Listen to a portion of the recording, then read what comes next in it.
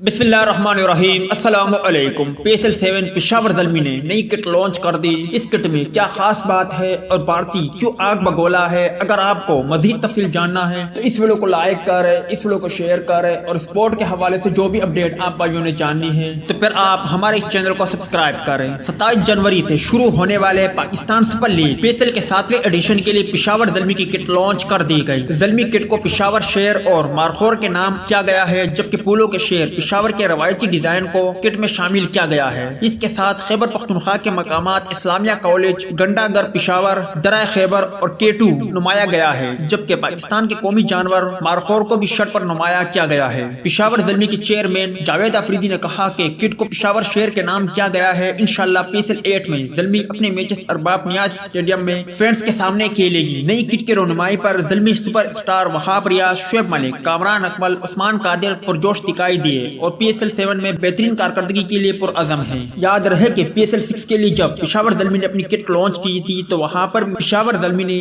Markhor को नुमाया किया गया।